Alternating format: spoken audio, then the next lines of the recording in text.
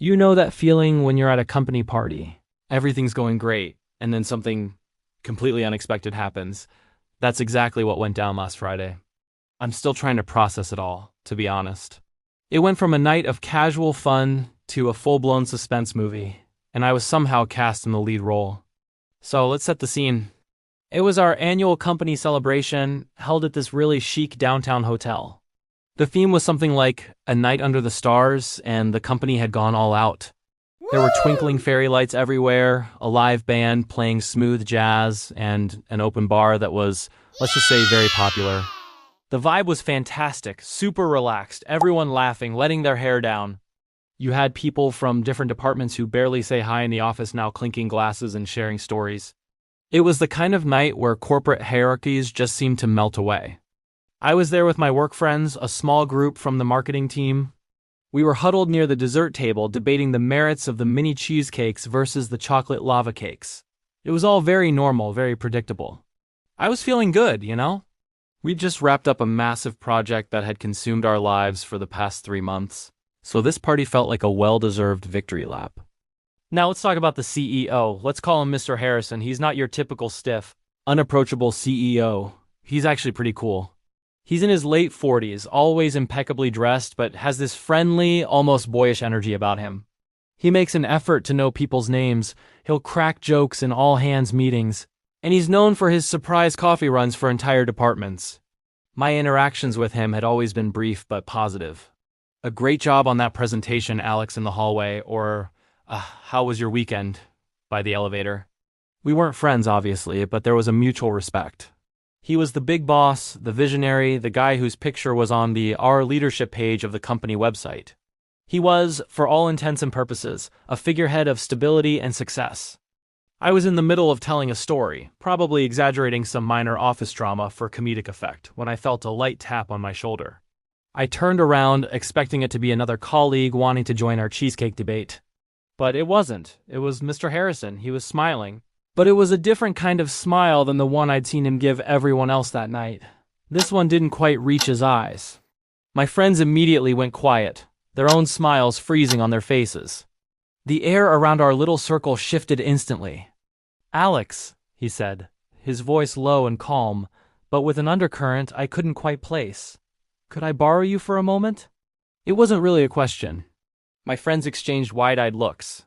I just nodded, my mouth suddenly dry. What could the CEO possibly want to talk to me about in the middle of a party? My mind started racing. Did I do something wrong? Was that last email I sent out okay? Did he find out I took an extra long lunch break last Tuesday? My brain was a whirlwind of worst-case scenarios. He led me away from the crowd, away from the music and the laughter. We walked past the dance floor, past clusters of people chatting, and the further we went, the quieter it got. My heart was pounding in my chest.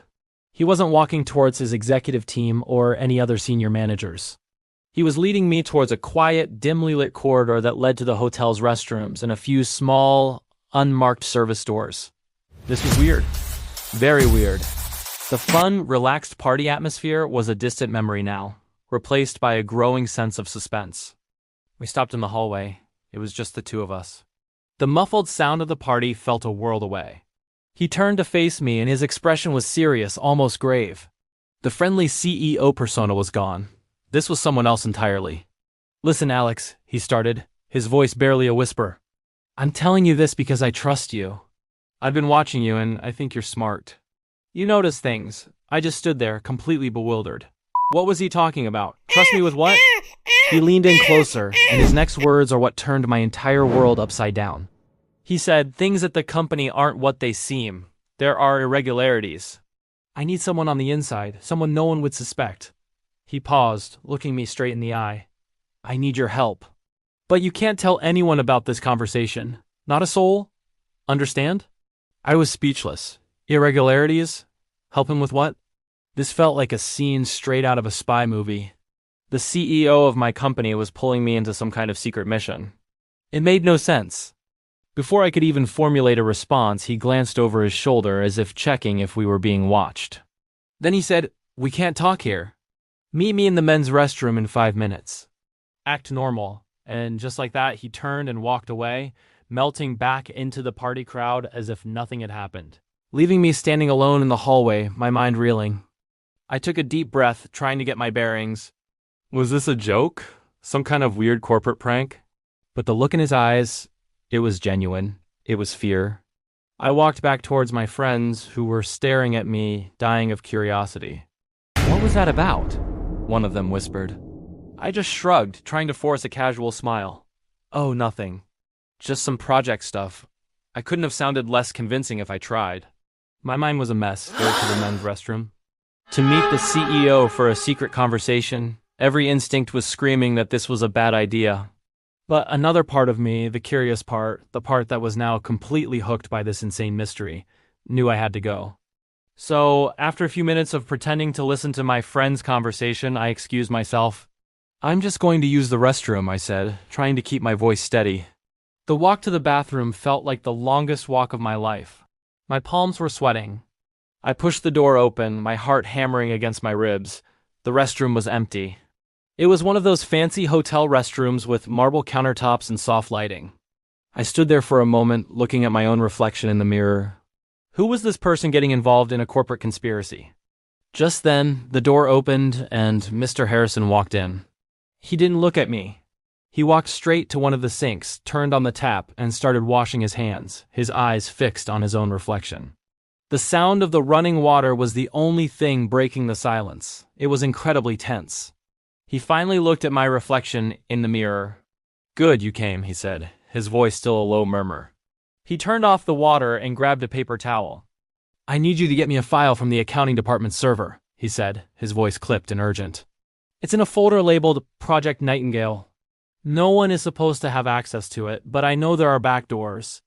You're good with tech, right? I just nodded dumbly. How did he know I was good with tech? I need a copy of everything in that folder. On a USB drive. Get it to me by Monday morning. Leave it in the book on my reception desk. The blue one. He was speaking so quickly, so precisely. It was clear he'd thought this all through. This wasn't a spur-of-the-moment thing. Why me? I finally managed to ask, my voice barely a whisper. What's in the folder? He crumpled the paper towel in his hand. The less you know, the better, Alex. For your own safety. He looked at the door, then back at me. Just do this, and you'll be helping to expose something very, very wrong. Can I count on you?